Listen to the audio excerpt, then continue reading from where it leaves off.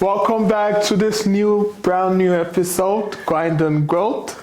And we'll be here talking about, we dive into some few things. And what we're going to be talking about today, yo? First of all, my man, what's up?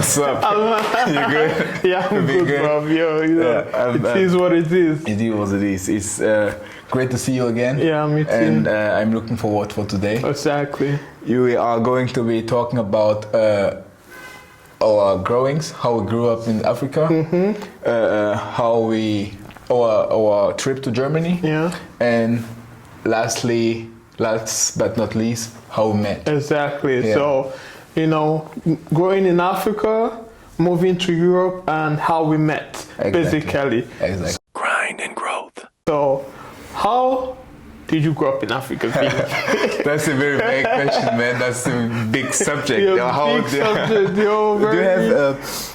you have any specific question? Like, the values and principles you had growing up in Africa, what influenced you, and so on. Yeah. That's a big topic, man. Yeah. And I would say that that's the most important value that I got from my community there, from my parents, from my family, is how to be resilient. Oh. The resilience, man. Because back then we didn't have much. I have a very poor family, and they taught me that it's all about lifting everybody together. Exactly. Even through the hard times. Yeah. They were always there trying to figure out a way to have us kids have everything that we wanted. So even though we didn't have that much, for myself as a kid, I never felt that way. Exactly. You felt you have everything. Yeah. Now growing up, I look back and was like, damn, right? That was tough. Yeah. And sometimes we see your dad sitting in the corner, you don't know what's going on. Thinking about this, Big shout out to my dad and mom, for example, for raising such a man like me. Because now when I look back, I see some things they imputed in us or me when I was young that shaped my life put me where I am today. And I just want to give them big shout out and give them their flowers for that. Yeah. But resilience, persistence, togetherness as a family, as a unit was very an important. Pushing together through the hard time. The thing that I've noticed being here in Europe in general is that people have way much than we still have right now. Yeah. But we are happier. Exactly. Because we move as a community. Yeah, and we're contented as well. And we're grateful. Yeah. Grateful is another path, That's the next question I wanted to ask you. Yeah. If you have some memories or some value that you learned back then and you still have in your life right now. Right now. That's quite deep, This is like a therapy question, therapy video. Let's do it. I am a doctor. You're already a doctor. Yeah. I'm going to be a doctor, so let's talk about doctors. Exactly. The values. First of all, I'm the last child of four. I have four siblings, and I'm the last child. So I quite got some last child benefits as well. I got you. And you? How many are you guys? I have siblings, a lot of them. Yeah. I see them as my siblings, but they aren't actually my siblings. You might know it. In Africa, you call everybody your brother, siblings. Your brother, cousin, auntie. Your cousin will just come live with you home. So I was also the youngest. Okay. And I was raised by my grandparents because my mother, as I told in the first episode, is here in Germany since over 20 years. So it was pretty. I was always surrounded by people that were older than me. Oh. Yeah, and that's the reason I learned a lot from them. Yeah. And now I reason sometimes like I'm 50. Something like that, that's good. Yeah. Back to the question you asked me. Yeah. I grew up with a little bit of tough love and soft love as well. Tough love coming from my dad's side and soft love coming from my mom's side, you know, because I'm the last kid, you know, I had the freedom to do whatever I want when I was a kid, but what the value they instilled in me couldn't allow me to do some bad shit or stuff like that, even if I had so much freedom as a kid, because my siblings had long age bracket, so they are all far away. They went to school, they went to work, so when they come back is when we have fun, but most times I'm always alone with my mom. And so I grew up with a mixture of tough love and soft love, but looking at it now, the tough love was necessary, very necessary. That if I can answer to that question, even though I asked you that, I would say the value that I take from there is respect and being grateful. Exactly. You already said that. That's how the question came up in my mind. Being grateful, because I saw illness, many people getting ill, many friends die. Actually, I'm 24, but we can count how many times I see people that I know die. You know? Exactly. And I'm still standing here. So that's why in my life I'm grateful for everything. Like even sitting here with you. What made you this moment? Everything that led to this moment. Sitting here, be talking with you. I'm grateful for that. Grateful for everything. The food we eat, the water we drink. Everything, the beds that sing. And that's something that's something that has its roots back then. You know. And respect. Of course, we got all whooped. So how was it? Was it a lot? Crazy. It was crazy. What was the most memorable one you could think of? That I can remember exactly, because I was 10 and I stole money. Okay. You know, it was even something worth. The money was worthless, like 1 cent if you convert it in euro. But I got whooped. My grandmother whooped my ass. My grandfather whooped my ass, and my brother, it was his money. He whooped me as that's one thing about growing up in Africa, right? Everybody raises you. Your father raised you, your sibling raised you, your mom raised you, your neighbors raised you. Because in my neighborhood, once they hear you disrespected your parents, after your parents whoop your ass, the neighbors will also whoop you as well. So to teach you respect. But that's the difference between here and Germany. In Germany, you don't even know your neighbor. Okay, I'm completely against this whooping stuff. But for me, I think that was the therapy needed. Yes, you know? At the moment. So from there, if I see money there, I will take the money, put it in my pocket, so somebody else doesn't steal that. And if someone is looking for that, I will say, hey, here's your money. That's what I learned from there, back there. And many other things. So Vinny, after you've grown up, you've learned some lessons, you attended high school. So what was like the decision moment of you moving to Europe per se? I think you have a much interesting answer to that question. Really? That's the reason I'm just going to push the question back to you. Let's go. For me, it was spontaneous because I got admission to study medicine back home in Nigeria first of all. But the corruption back home got my name cancelled. And I told my pops, yo, what's up, pops? It's either I don't want to go through this cycle of studying hard for this entrance exam again, or I just start a business. I'm from the east side, Igbo boys, we love money, we love business. So I'm like, I want to be a businessman. And I don't think he really bought into that idea. So Ukraine just fell on the table from hearing from someone. And it was like the most affordable place to go at the moment. And it wasn't cheap for some people, but it was quite affordable for us at that moment. Exactly. So boom, I decided, I flew. to Europe, and that's how I started my life. Living in Europe. Yeah, we will talk about that. Okay. So now for your part, you're already in Europe. Yeah.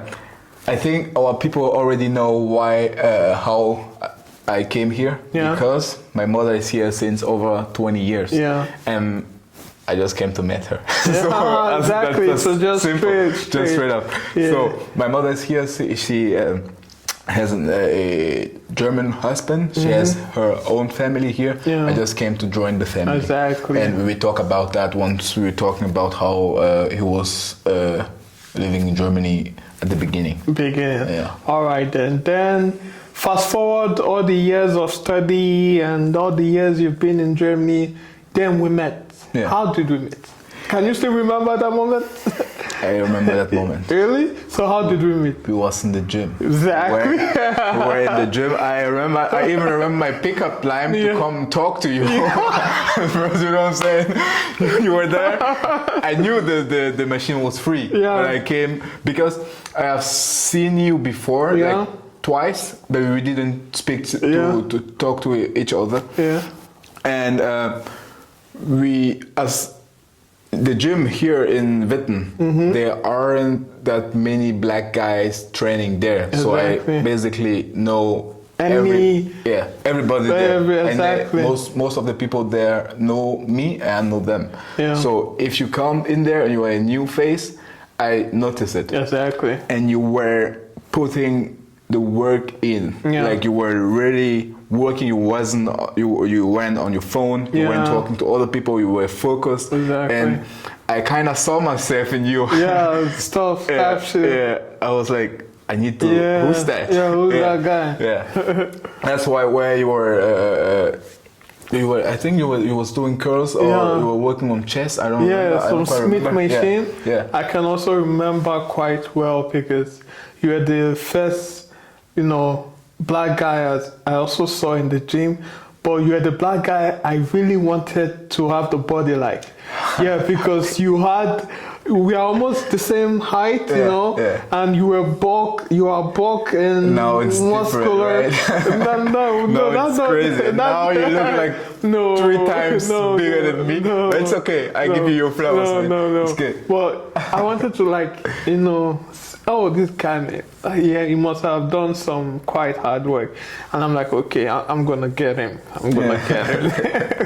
So I wanted to be, just the way you were built. And when you came and asked me, is the Smith machine free for chest? Yeah, I was like, boom. Then the conversation was so fluid. You asked me about, what did you study? And when you found out I studied medicine, it was also... the big connection. Yeah, the connection. I'm a medical student and you studied medicine, so it was like a match. It's a match. Exactly, match made from heaven. So that's how we met. Yeah. And since then, we'll be here. Yeah. We sometimes train together, but we actually haven't had a session together. Like a strong hard session. We did one shoulder press up to, that moment. There's one time we did a shoulder. We did one session together. We didn't plan an appointment. We didn't plan it. We didn't plan it. We need to plan that because every time he was walking, we was in front of the camera. Yeah, exactly. We should change it. We should change it. Yeah. So now we're here shooting podcast. Exactly. Look at our journey. Yeah. It's such a nice thing to do. We come back to the subject that we had about being in Germany or in the Ukraine. How was it for you? I will come back a little bit because I think that's an interesting story to tell. How was it for you for the beginning? I will start a little bit. For me, just to give a little spice to the people, I didn't know that was this bad. I didn't know how to open the window in Germany. Oh, really? So how you, I don't know how to say in English, how you... Say it auf Deutsch. Auf Kippe. Oh, Kippe, Wenn du so drehst, I thought the window was falling on me. I was like, that's crazy. Yeah. So I was... new culture, new family, because my mom had her husband. I have a sibling that I never met before, so it was my little brother was a little bit overwhelmed. because he just happened to have a big brother. Out of nothing. A big black brother. Out of nowhere. So it was really challenging, the language. Yeah. And we will talk about it once it's my turn. Yeah. I will ask you the question, how was it for you in the Ukraine and then in Germany? Yeah. Is there any difference between the Ukraine and Germany? That's something that I find for myself. First of all, those two countries are different. You know, the systems are different. The systems are built differently. So we have to function in a society differently as well. Yeah, but for Ukraine, I wasn't really mixed into the culture because I had my African, communities with me because I go to school with my African friends, Indians and so on, and we speak English. We learn in English as well. Okay. So, and language is such a access to enter a community, very important. And in comparison to it with Germany, I had to learn the language as hard as well. Even if I learned some language, some Ukrainian and Russian in Ukraine, but Germany, it was specific. I need to learn it to get some things done in Germany. Yeah. And that really made me get into the system and integrate better with people. Yeah. And that's a great thing because for me in the beginning, I will go back to Cameroon, but because there are stories that are connecting. Yeah. In Cameroon, I was a dancer. Oh, really? So, really? What were you dancing? Stuff like that. And in my small town, I was well known. And I flew to Germany and I turned to be a nobody. Exactly. Oh, That's what gave me the idea to be seen again. I needed to speak the language because my mother language is French. At that time, I didn't speak English at all. And people here don't speak French. Yeah. So it was either German or English. Yeah. I didn't know English. Yeah. And my stepdad gave me an advice. He told me, separate yourself from Cameroonian people or from people who that speak French and try to connect with people that speak your language, German. Try to get a German girlfriend and stuff like that. Yeah. So you get more connected. Your stepdad was an OG, bro. He was a he is an pedagogue. You know. Oh yeah, for the food. So no, I don't know how to say it in English. I don't know. People will know what I'm talking about. He told me that because he knows that was his job. So he knows how to manage, how to get along with people, to integrate people. Like he knows stuff like that. He told me that, and thank God I followed his advice. Now spreche sehr gut Deutsch. Genau, fließend Deutsch. And and back then I also had the idea in my mind that I want to study medicine. I looked into the grades you need to have in order to study medicine in Germany. It was crazy, like 1 point something. And I was like, I need to get there.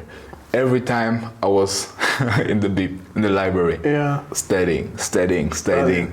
Night I was studying. In the morning I was studying German. I always have my dictionary in my pocket. So if I didn't know a word, you go back to it. I will search the word. What does this word mean? Or if it's a new word. And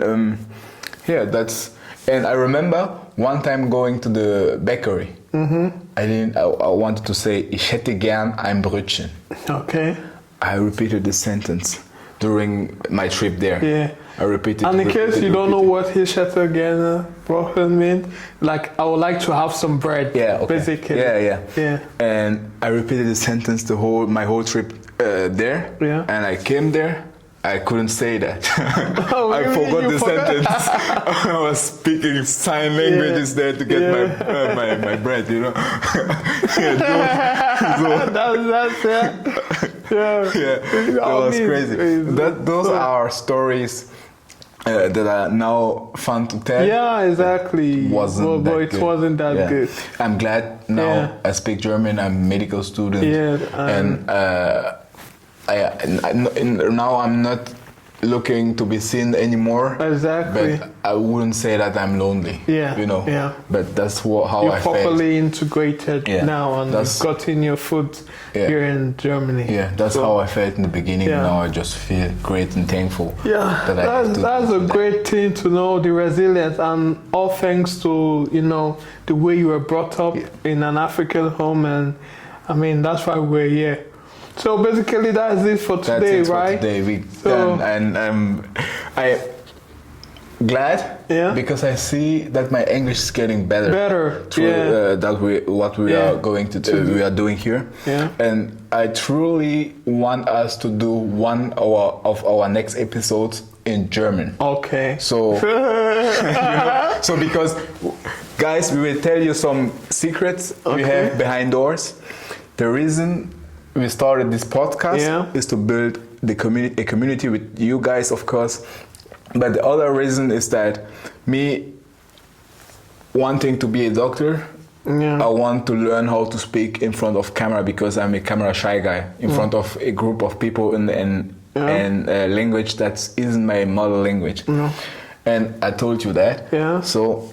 And at the same time, also, I would like to learn German properly and practice and speak fluently, because sometimes I want to explain myself, but I can't. And that is really a difficult situation to be, especially with your Mitarbeiter, with your colleagues at work, or with someone you need to tell how you feel, and you can't say it, and you just end up shutting your mouth and say, "Oh, it's a girl." That's the reason. Yeah, that's not good for me as well. Because English is your mother language. Yeah, English is quite easy to be sitting here and talking English. That's why my wish will be that we shoot some episodes in German. Yeah. So we can practice together. Also practice. Get out of our comfort zones. Grind and growth. Grind and growth, man. Yeah. Yo, so Vinny, I've got an idea. Okay. For us to build a community, we need to interact with the people that are watching us, and I think they should ask us a few questions they have in mind, and we give our opinions, not advice, but opinions and talk about it. What do you think about that? Might be a great idea if the people work with us. Yeah, you need to work with us. Exactly. Yes, too. What kind of question do you have? Some limitation just general, what you think in terms of the perspective of an African man or an African woman, just generally, especially. Or as a man or a woman, we don't have to limit African or. Yeah, exactly. Okay. So that will be it for today. That will be it, right? So until next time, catch you on the next episode. Peace out. Cheers. Grind and